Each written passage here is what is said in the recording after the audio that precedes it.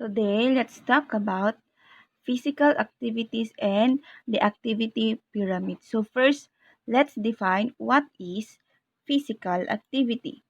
So when we say physical activity, it is the process of moving.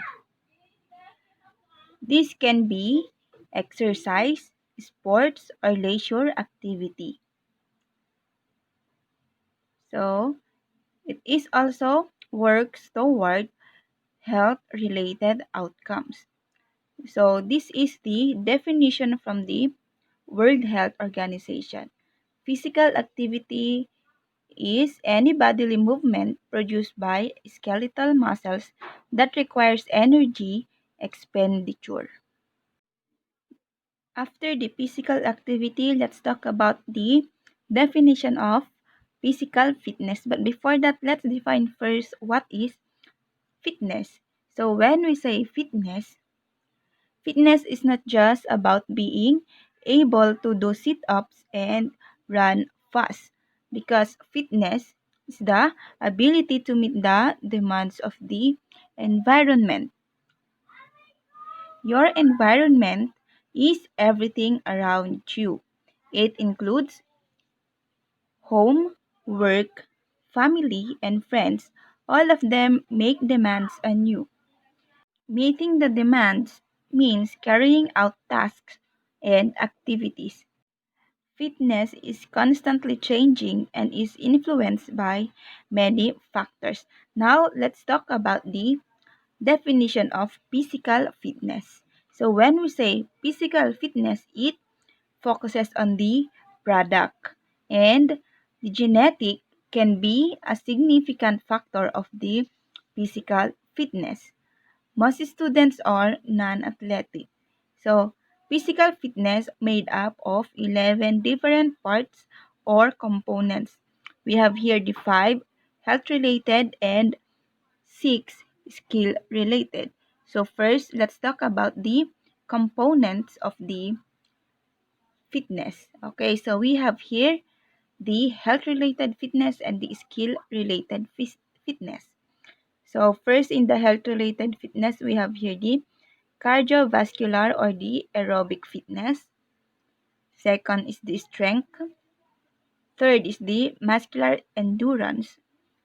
Next is the flexibility and body composition. Now, let's proceed to the skill-related fitness. We have here the agility, the balance, coordination, speed, reaction time, and power. First, let's talk about the cardiovascular endurance. So when we say cardiovascular endurance, it refers to the ability of your heart and lungs to work together to fuel your body with oxygen. The Cooper run is most often used to test cardiovascular endurance. Aerobic conditioning like jogging, swimming, and cycling can help improve vascular or cardiovascular endurance. We have here the muscle strength. So, muscle strength refers to the amount of force a muscle can exert in a single effort. Exercises like bench press, leg press, or bicep curl might be used to measure muscle strength. After the muscle strength, let's define what is a strength. So, strength can be defined as the ability of a muscle or muscle group to apply force and overcome resistance. So, there are three different types of strength. First is the static or isometric, when force is applied to a non-moving object. Next, we have here the dynamic or isotonic, which involves the movement of the muscles or joints, etc. against a moving object. And the last one is the explosive, which involves all the athlete's strength going into a quick movement. So after that, we have here the muscle muscle endurance. So when we say muscle endurance, it refers to the ability of a muscle to perform a continuous effort without fatiguing. So we have here cycling, step machines, and sit-up tests are often used to measure muscular endurance. After that, let's now proceed to the skill-related components of fitness. So we have here the speed, the power, the agility, balance, coordination, and reaction time. So before we proceed to the next definition or next term, I want you to screenshot this table and match the components of fitness with their definition after our discussion. So now, kindly screenshot the table here. Okay. So now, let's proceed to the flexibility. So when we say flexibility, it refers to the range of movement at the joint. So it can be improved by stretching the muscles and tendons and by extending the ligaments and supporting tissues beyond their normal range of movement. So there are also three different types of stretching. So we have here first the static stretching. Extending a limb beyond its normal range, the position is held for at least 10 seconds. After the static stretching, we have here the active or dynamic stretching. Extending a joint beyond its normal limit and repeats this rhythmically over a period of 20 seconds. So the last one is the passive stretching. Joint flexibility is improved by external force caused by partners or coaches who move the limb to its end position and keep it there for a few seconds. So after the flexibility, we have here the body composition. So when we say body composition, it refers to the proportions of lean body or lean body mass and body fat. So we have here an example or a picture of a body composition. So what can you observe on this picture?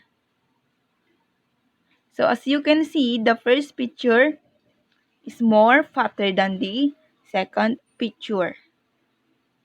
Okay, so what do you think are the weight of these two lady in the picture? Okay, so what do you think or who do you think is have a more weight?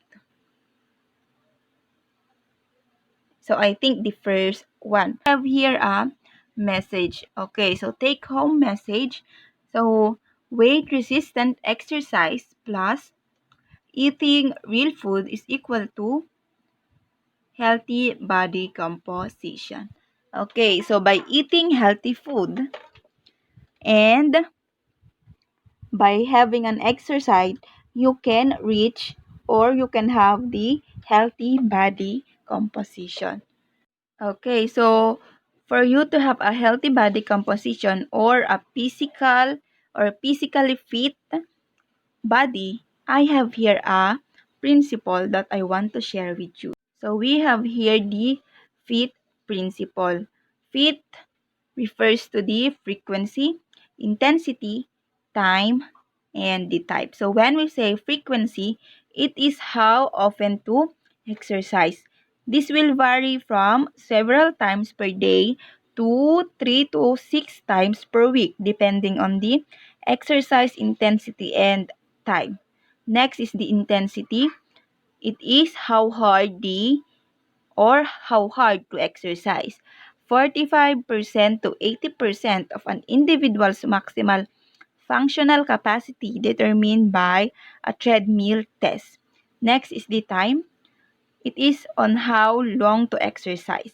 Exercise should be sustained for 30 to 60 minutes for a minimum of 3 hours per week up to 5 hours per week. And the last one is the type.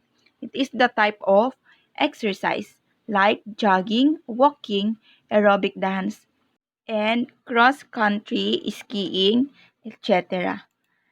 Okay, so now we will design your own exercise program by using the SMART method. So we have here SMART S to specific, to develop a written plan that includes enough detail to guide exactly where and when you will be active. Example, I walk the dog for 30 minutes after work at 5:30 p.m. 5 times a week for 2 weeks. So it must be clear, concise, and tangible. Next is the M for measurable. So measurable. Measuring the activity will give you tangible evidence of your progress. Decide how you will measure your activity, or the number of steps, amount of time spent in activity or exercise. Keep a written log. So measurable pertains to the dollars, volume, time, and experiences. Next is the A, which pertains to attainable. So attainable is to maximize your chances for success by examining your strengths and weaknesses and using this information when setting goals. So you can do something to actually make this happen. Next is R for realistic. So start small and include only what you can do. Oh, know your limitations, plan a few things rather than many. As you achieve smaller or short-term goals, you are working toward achieving larger or long-term goals. So 50% realistic is fine. And the last one is the time or time bound. So timely include when you plan to work on your goal and how long it will take to achieve it. So it must have deadlines announced and committed to. So in recognition, give yourself a small reward for each successful step you have achieved towards meeting your goals. When you achieve your final fitness goal, give yourself a large reward. So we are done with the physical activity and physical fitness. Now let's talk about the activity pyramid. So activity pyramid is a visual representation demonstrating how to increase physical activity until it becomes a part of your daily routine. It is also a visual representation with daily recommended activity at the base and proceeding to less beneficial activity at the peak. Prescription model for good health helps students understand the different categories of the activity. So now, let's talk about the levels of the activity pyramid. So the level 1 is the lifestyle physical activities. It is the everyday lifestyle which contributed significantly to good health, fitness, and wellness. It can be done as part of everyday work or routines. It reduces risk of diseases, help control body fat, wellness benefits, and perform. It must be performed daily. So we have here the examples of the lifestyle physical activity. So first is to work rather than ride. So all or most days of the week. Next is to take the stairs rather than the elevators or the escalators. So moderate equal to brisk walk. Next is to do yard walk. Next, play golf, go bowling, play active games.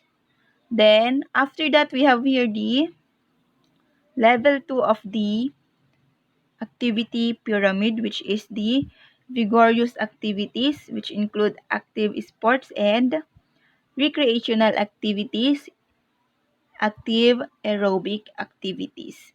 So, active sports and aerobics offer additional health and fitness benefits, offer broad general health benefits similar to level 1, perform fewer days per week. So we have here the examples of the active sports and recreational activities. First is the inline skating. It must be done 3 to 6 days per week.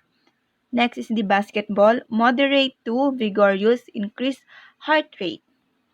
Next is tennis. It must be done 20 or more minutes.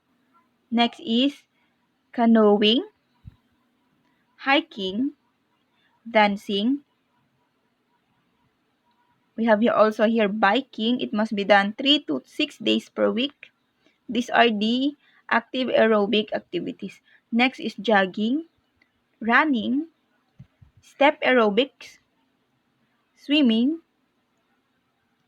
and the treadmill. We have also here stair stepper. So activities that can be performed for a relatively long period of time and elevates the heart rate significantly. So next we have the level 3. So it pertains to the flexibility activities and the muscle fitness activities. So it contributes to improved performance associated with reduced risk of osteoporosis, contribute to reduced rate of injury, fewer back problems, and it must be performed fewer days per week. So we have here the examples of flexibility activities. We have here the stretching, which must be done 3 to 7 days per week. We have here the yoga, moderate stretch, then gymnastics. We also have here the muscle fitness activities. First is the resistance training. It must be done 2 to 3 days per week. Calisthenics, moderate to vigorous resistance. Next is the wall climbing. So after the level 3, we have the highest level, which is the level 4, limit sedentary living. Some types of inactivity are necessary. Example is the sleep. Okay, so we have here the examples of the limit sedentary living. We have here the watching TV, playing computer games, surfing the net. It must be avoid inactive periods of 2 hours or more during the day or during waking hours. So some time to relax is important to all of us, as well as 8 hours of uninterrupted sleep.